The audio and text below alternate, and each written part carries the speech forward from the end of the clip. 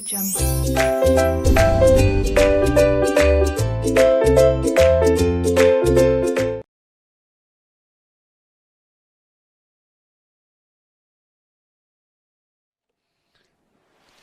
दोस्तों, कैसे हो आप सभी लोग?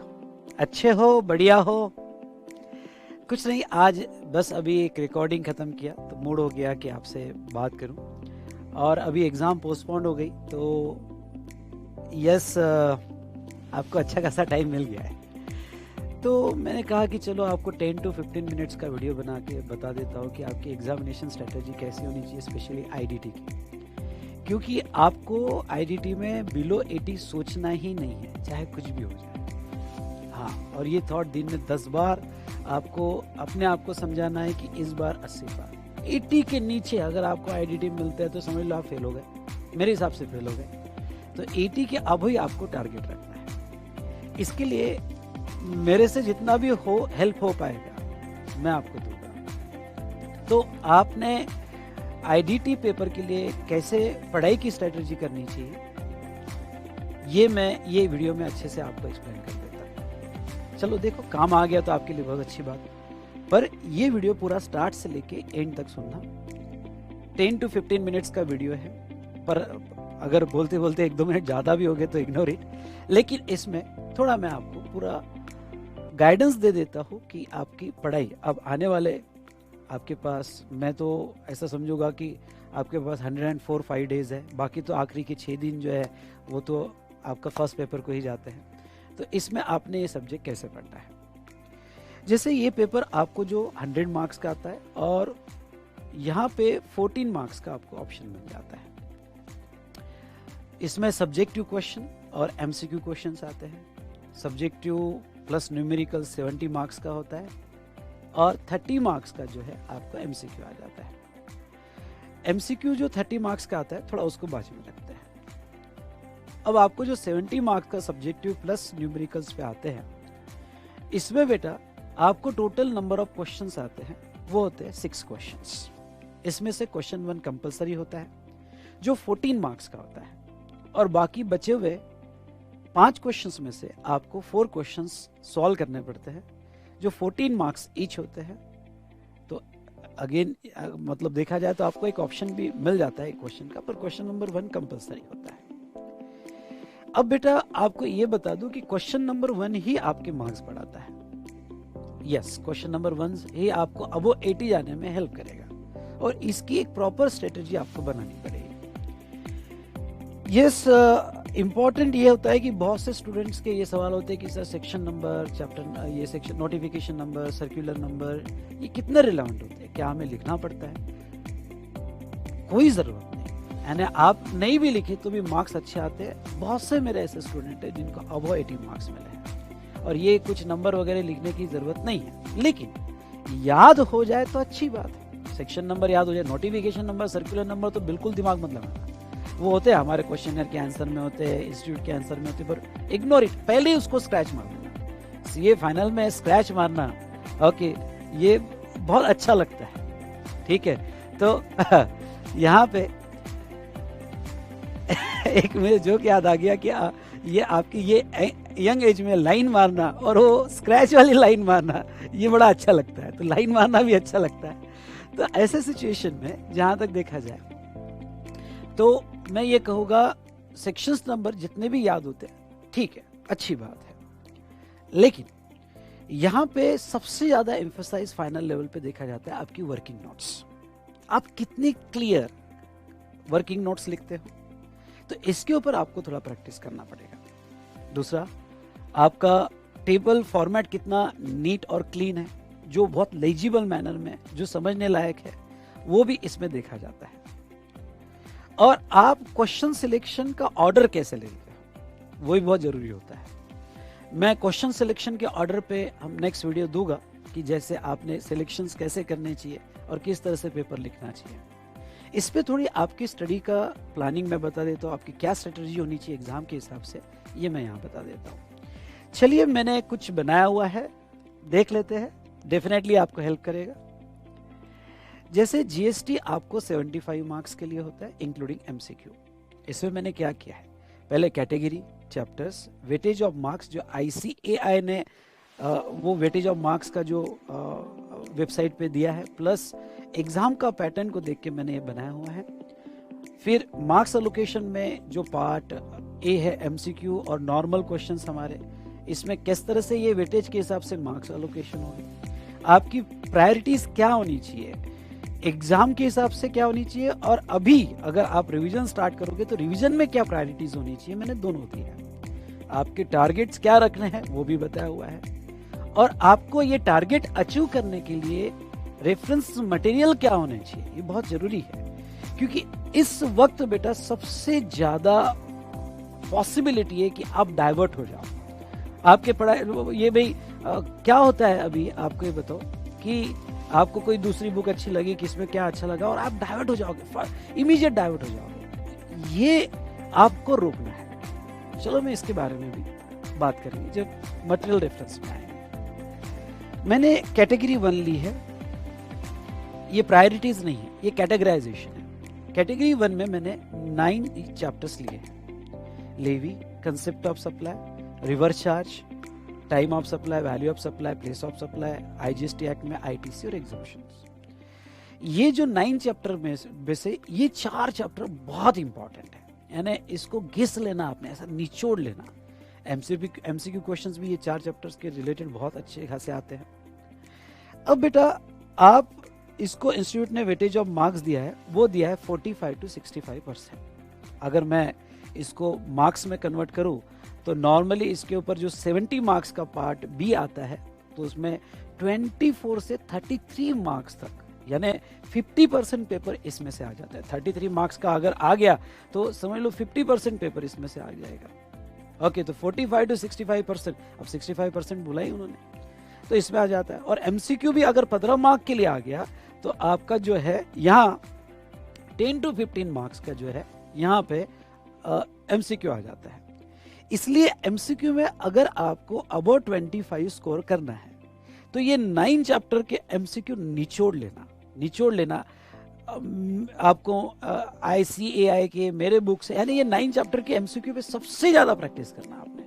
1 बार 2 बार 3 बार ये 9 चैप्टर के MCQ आपका टारगेट ही होना चाहिए 9 चैप्टर्स में। नेक्स्ट बेटा इसमें न्यूमेरिकल क्वेश्चंस भी आते हैं, प्रैक्टिकल क्वेश्चंस भी आते हैं, तो यस आप उस पर भी अच्छा प्रैक्टिस कर सकते हो। अब ये जो प्रायोरिटीज दी है मैंने मेरे हिसाब से दी है, आप इसमें चेंज कर सकते हो, मुटाटिस मुटेंडिस। मैंने क्या सोचा है यहाँ पे कि अगर आपको यहाँ एग्जाम के हिसाब से देखा जाए तो नो डाउट ये 9 चैप्टर्स की आपकी प्रायोरिटी ए होनी चाहिए। लेकिन मैं ये मानता हूँ कि अभी ये स्टेज पे अगर आप कल से पढ़ाई करना शुरू कर दोगे तो ये स्टेज पे आप इसको सेकंड रिवीजन में लो, ये 9 चैप्टर्स। अब आपका एक सवाल होगा कि सर ये 9 चैप्टर्स हमने सेकंड रिवीजन में क्यों लेना चाहिए? क्योंकि जब भी आपने क्लास किया है ना, मेरा या किसी का भी क्लास किया है ना, तो आपने ये 9 चैप्टर बहुत अच्छे से किए हुए, और क्लास में भी आपके फैकल्टी ने ये 9 चैप्टर बहुत अच्छे से बार बार रिवाइज करके आपको दिए हो। तो मैं ये कहूँगा कि ये 9 चैप्टर जब प्रेशर बढ़ेगा, टेंशन बढ़ेगा, क्योंकि अभी चलो अब 1 महीना पोस्टपोन हुई है तो अभी आप थोड़ा रिलैक्स हो गए। ये साइकोलॉजिकल इफेक्ट होता है बेटा कि आप कितना भी कोशिश कर लो, अभी रिलैक्स हो ही गए, माइंड को कमांड आ गई। ये थॉट्स इतने क्लेवर होते हैं, कनिंग होते हैं, और इतने यहाँ पे कहूँ कि इनका हमारी थॉट्स हम ही नहीं समझ पाते बहुत सी बार। तो वो रिलैक्स हो जा, आप कितनी भी जबरदस्ती करो वो रिलैक्स हो गया है। इसलिए अभी आप रिलैक्स हो, लेकिन कुछ दिनों बाद जब टेंशन बढ़ेगा ना तो ये चैप्टर्स आप टेंशन में भी हैंडल कर सकते हैं, क्योंकि आपने इसके ऊपर बहुत प्रैक्टिस की है। इसलिए रिवीजन करते वक्त आप ये प्रायोरिटी बी में लो। उसके बाद में बेटा यहाँ अगर मैं बात करूँ तो इसमें टारगेट आपका मिनिमम 25 और मैक्सिमम 30 मार्क्स का होना ही होना चाहिए। मैं दोनों का मिला के बोल रहा हूँ, नॉर्मल और MCQ, और ये प्रैक्टिकली पॉसिबल है। ज्यादा मिल गए तो प्रॉब्लम क्या। और अगर आप MCQ अच्छे से सॉल्व कर लेते हो तो मैं तो कहूँगा ये भी कम हो गए 30, आप 35-40 तक जा सकते हो। ठीक है, अब ये चैप्टर्स पढ़ते वक्त आपका किस पे फोकस होना चाहिए? तो ये चैप्टर्स पढ़ते वक्त आपका फोकस जो है बेटा, यहाँ पे मैं कहूँ तो चार्ट रिवीजन। हाँ, मैं यहाँ पे अगर इस तरह से ले लूँ इसको, थोड़ा बड़े स्क्रीन में अच्छा भी लगेगा। ठीक है, तो अगर मैं नहीं, ये दिख नहीं रहा है, छोटे स्क्रीन में ले लेता हूं, ठीक है। तो हम बात करें तो आप ये चैप्टर पढ़ते वक्त जब प्रायोरिटी बी में आप रिवाइज करोगे तो यहाँ पे पढ़ते वक्त जो है आप यहाँ चार्ट्स से ओवरलुक कर लेना, क्योंकि सप्लाई कंसेप्ट है या जो भी है आरसीएम है वो फटाफट आपका हो जाएगा। चार्ट से ओवरलुक कर लेना और सबसे ज्यादा क्वेश्चनर से प्रैक्टिस करना। प्रैक्टिकल क्वेश्चंस इसमें बहुत आते थे, ये चैप्टर में आप सबसे ज्यादा क्वेश्चनर पे प्रैक्टिस, आपके आने वाली आरटीपी मॉक टेस्ट पेपर उस पे ज्यादा प्रैक्टिस करो, इससे रिलेटेड कोई अमेंडमेंट्स होगी तो वो देखो, और आपका रेगुलर मॉड्यूल ये सेकेंडरी रखो, ये सप्लीमेंट्री रखो, यानी साथ साथ में जब आप चार्ट या क्वेश्चनर पढ़ रहे हो तो साथ साथ में अगर कहीं अटक गए, कहीं समझ में नहीं आ रहा है तो रेगुलर मॉड्यूल आप साथ में रख सकते हो। उसके बाद में अगर हम बात करें तो next 9 chapter, payment of tax, TDS, TCS, registration, tax invoice, return, job work accounts, liability to pay in certain cases और रिफंड। इसके ऊपर नॉर्मल 5 से 15 मार्क्स का क्वेश्चन पेपर आता है और 3 to 7 मार्क्स यहाँ पे एमसीक्यू आते हैं। इसमें से 2 चैप्टर आपके एग्जाम के लिए बहुत बहुत इंपॉर्टेंट है, वो है रिटर्न, जिसमें अभी नई क्यूआरएमपी स्कीम आई है और अमेंडमेंट्स में आपको मिल जाएगी, और दूसरा रिफंड चैप्टर जिसके ऊपर कंटिन्यूअस क्वेश्चंस आ रहे हैं। बाकी तो ठीक है, आपका जितना पढ़ना होता है, पर अभी अच्छा खासा टाइम है तो अच्छे से पढ़ लेना, और इसको आप एग्जाम के हिसाब से प्रायोरिटी भी और रिवीजन के हिसाब से आप तीसरी रिवीजन में रखो। ये सी में आपको कंफ्यूजन होता है तो रिवीजन मतलब फर्स्ट ये चैप्टर, फिर ये चैप्टर्स आप थर्ड में रखो, अभी नहीं, ये थर्ड में रखो, क्योंकि ये चैप्टर्स भी आप सीए इंटर से पढ़ रहे हो। ओके, सीए इंटर से पढ़ रहे हो तो आपका ये चैप्टर्स पे होल्ड है, एक्सेप्ट रिफंड छोड़ दिया जाए और 1-2 चैप्टर छोड़ दिए जाए, जॉब वर्क वगैरह, तो आपका ये चैप्टर्स पे होल्ड है, और आपने ऑफिस में भी इसके ऊपर बहुत काम किया है। इसलिए मैं ये कहूंगा कि इसको आप सी रिवीजन में लेना, पर एग्जाम के हिसाब से प्रायोरिटी भी रहेगी। इसमें मिनिमम 10+1 या 2 आप ले सकते हो। ये चैप्टर पढ़ते वक्त आप रेगुलर मटेरियल, चार्ट्स, क्वेश्चनर्स, यानी इसमें मैं जैसा देखो पहले केस में मैंने कहा कि डायरेक्ट चार्ट और क्वेश्चनर से स्टार्ट करो, मेन फोकस इसके ऊपर होना चाहिए। रेगुलर मटेरियल जहां जहां जरूरत है, ये चैप्टर में शायद आपको रेगुलर मटेरियल की जरूरत पड़ेगी, चार्ट से आप यह पूरा रिवाइज कर सकते हो जो मैंने दी है। Questionnaires, RTP, mock test paper और अमेंडमेंट्स, इस ऑर्डर में आप जा सकते हो। मैं आपको ये कह दूं बेटा, जो ये मैं मटेरियल दे रहा हूँ, रेफरेंस मटेरियल, ये चाहे कुछ भी हो जाए, आपने रेफरेंस मटेरियल चेंज मत करना। मैंने जो दिया है ट्रस्ट रखो, बहुत अच्छा दिया है, ठीक है, तो वही आप कंटिन्यू कर सकते हो। अभी क्या होता है, ये फैकल्टी या ये टेक्स्ट बुक, वो टेक्स्ट बुक, इसमें अच्छा है, उसमें अच्छा है, और आप बहुत डाइवर्ट हो जाते हो। सबसे कहोगे कि अब रेगुलर बुक का आपको काम ही नहीं है, आप सबसे ज्यादा प्रैक्टिस, जितना ज्यादा प्रैक्टिस आप क्वेश्चनर्स पे करोगे, आरटीपीज पे करोगे, टेस्ट सीरीज दोगे, उतना ज्यादा आपके लिए अच्छा होगा। इसलिए जितने ज्यादा आप क्वेश्चंस पे प्रैक्टिस कर सकते हो, उतना आपके लिए ज्यादा बेटर रहेगा। ओके, कभी कभी क्या होता है कि बहुत से क्वेश्चंस नहीं पूछे जाते। अब ये भी एनालिसिस करना कि भाई ये ट्रिकी क्वेश्चंस है, या ये एरिया में आप रेगुलर बुक पढ़ते वक्त ये भी देख सकते हो कि ये एरिया में क्वेश्चंस नहीं पूछे गए, क्योंकि ये तो तभी होगा जब आप क्वेश्चन पढ़ोगे। तो उस पर भी एक ग्रुप डिस्कशन बना लो, किसी से बातचीत करो, किसी के ऊपर साथ डिस्कस करो, ये तो उस पर भी आपका होल्ड आ जाएगा। एज मैंने तीसरी कैटेगरी दिया है, advance ruling, demand recovery, offence and penalties, appeal and revision. इसके ऊपर आपको यहाँ पे 5 से 13 एमसीक्यू 3 to 6 मार्क का आ जाता है। एग्जाम के हिसाब से ये प्रायोरिटी सी है, पर रिवीजन में आप प्रायोरिटी ए में लो। यस, रिवीजन के लिए आप प्रायोरिटी ए में लो। क्यों, क्या आपको बताओ क्या, क्योंकि ये चैप्टर्स जो है, ये चैप्टर्स आखिरी के चैप्टर से इग्नोर हो जाते हैं, और अगर आपको अबो 80 लेना है तो किसी को भी इग्नोर करके काम नहीं चलेगा। अभी अगर आप रिलैक्स माइंड में ये चैप्टर दिमाग में फिट बैठा लोगे तो बाद में इन चैप्टर्स को हैंडल करना आसान हो जाता है। इसलिए ये चैप्टर्स जो है आप रिवीजन के लिए पहले ले लो, फिर फर्स्ट कैटेगरी वाले, फिर सेकंड कैटेगरी वाले, ये चैप्टर्स आप ले सकते हो।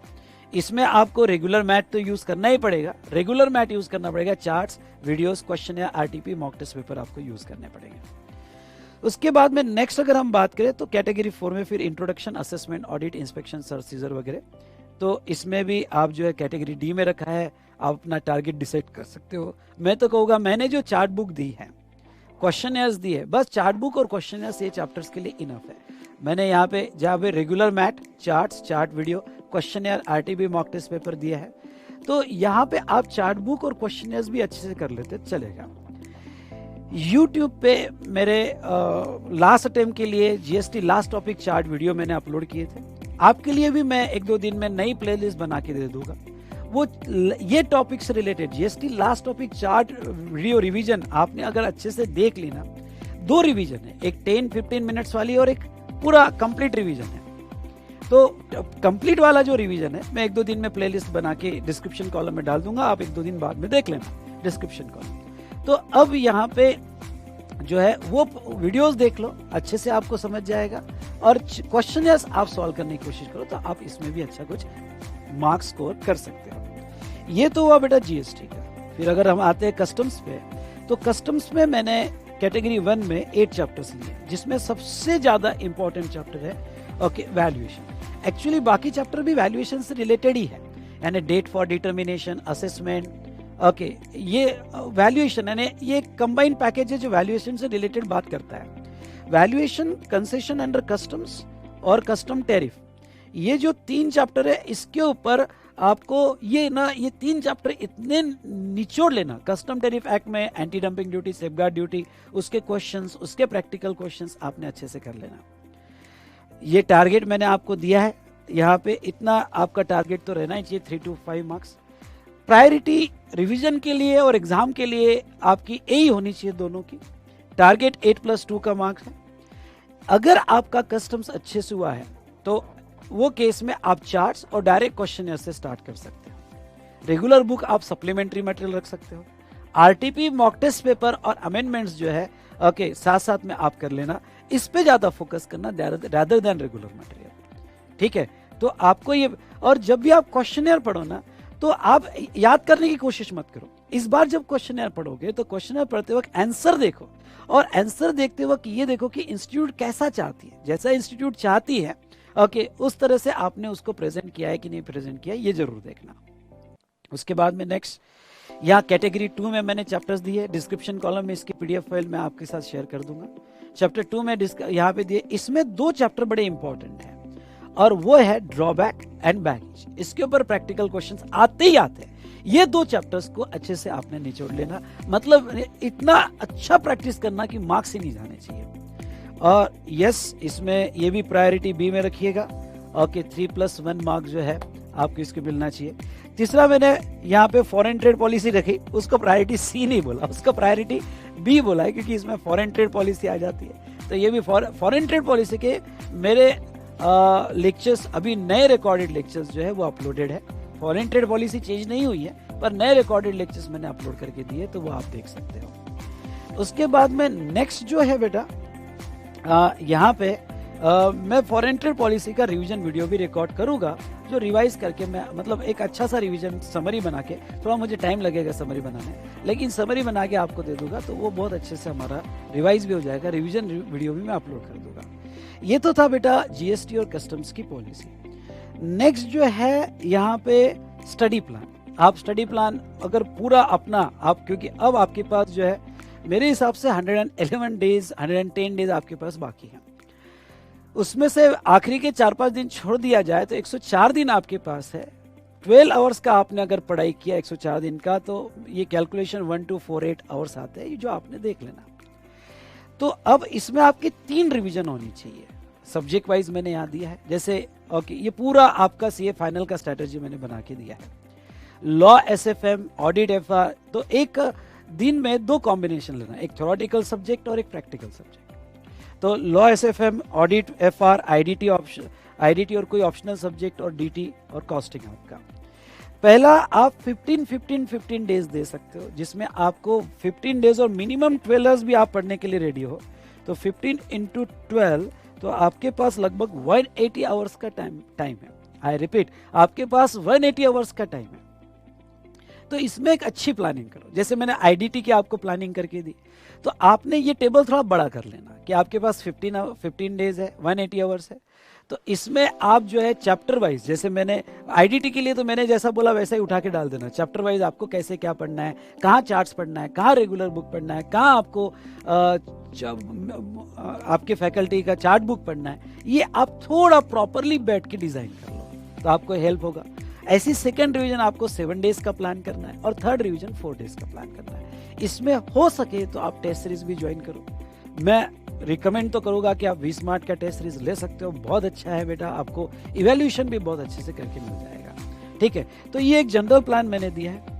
अब इंपॉर्टेंट बात आपको बता दूं फिर से कि जब भी आप क्वेश्चनर सॉल्व करो ना, तो न्यूमेरिकल क्वेश्चंस के जैसे टेबल की बात करें हम, ओके, जैसे यहाँ पे न्यूमेरिकल क्वेश्चन जब आप सॉल्व करते हो तो आपने कैसे करना चाहिए। ठीक है, मैं आपको फिर से बता देता हूँ कि जैसे न्यूमेरिकल क्वेश्चंस, एक रफ में टेबल का आदत लगा दो कि टेबल आपने बना लिया, कितने कॉलम है, सिर्फ उसको रीड मत करो और कैलकुलेटर बने। रफ में टेबल, फिर मैं यहाँ पे पहला IGST का, फिर CGST का, फिर पर्टिकुलर्स, फिर वैल्यूएशन का, इस तरह से बना होगा। और ये प्रैक्टिस मैं बहुत करता था और मुझे IDT में यहाँ पे 18 मार्क्स आए हैं और मैंने कभी कोई प्रॉब्लम ऐसा स्टार्ट से लेके एंड तक सॉल्व नहीं किया फाइनल लेवल पे। पर मैं फॉर्मेटिंग जरूर देखता था कि फॉर्मेटिंग रफ में कि ये ऐसा होगा, ये ऐसा होगा, ऐसा होगा। दूसरा सबसे ज्यादा मैं क्या, तो मैं नोट्स पे नोट्स लिखकर देखता था कि भाई नोट्स कैसे, इसको मैं लिखकर देखूं नोट्स कैसी आनी चाहिए, क्यों ये पॉइंट पे नोट्स ली गई, क्यों ये पॉइंट्स पे नोट्स ली गई, तो ये नोट्स पे मैं जरूर लिख के देखता था। न्यूमेरिकल क्वेश्चंस में अगर आप टेबल के साइड में ही रिमार्क उसके सामने रिमार्क वाला टेबल बना दो तो ये तो one of the best presentation है। नीचे भी नोट्स लिख सकते हो या सामने रिमार्क कर दिया तो वो भी बेस्ट प्रेजेंटेशन है। आप सबसे ज्यादा नोट्स पे प्रैक्टिस करो कि नोट्स कैसे लिखने चाहिए। मैं आपको कहूँ ना, MCQ और न्यूमेरिकल क्वेश्चंस आपने हैंडल कर लिए ना तो आप अबो 70-80 चले गए समझ लो, हाँ चले गए समझ लो। तो ये रफ में प्रैक्टिस करना, फिर यहाँ पे पहला पॉइंट क्या आएगा, फिर दूसरा पॉइंट क्या आएगा, रफ में अमाउंट लिखते रहना, कुछ भी, यानी इतनी खिचड़ी पकाना कि आपको भी नहीं समझ में आनी चाहिए, और उसके साथ साथ में नोट्स। तो ये जस्ट मैं आपको गाइडेंस दे रहा हूँ। ज़्यादा से ज़्यादा न्यूमेरिकल क्वेश्चंस पे भी आप प्रैक्टिस इस तरह से करोगे, जो मैंने GST में कैटेगरी 1 कस्टम में वैल्यूएशन इस पे करोगे तो आप अच्छा स्कोर कर पाओगे। तो चलिए दोस्तों, ऐसे ही यहाँ पे रिकॉर्डिंग करते करते जब मैं रिलैक्स बैठा था तो मन बन गया, मैंने कहा एक वीडियो रिकॉर्ड करके आपको थोड़ा सा गाइड कर देता हूँ। तो चलो, ऑल द बेस्ट। मैं आपको कहना चाहूँगा, अगर आप मन में सोचोगे और आपका दृढ़ निश्चय होगा तो भगवान भी आपको नहीं रोक सकता इस एग्जाम में पास होने से। तो वो कहते हैं ना, आपने सुना होगा, अगर आपका निश्चय सच्चा है तो पूरी कायनात लग जाएगी वो मनाने के लिए। बस पहला कदम आप बढ़ाओ। ऑल द बेस्ट और अच्छे से पढ़ाई करो। Thank you to all of you.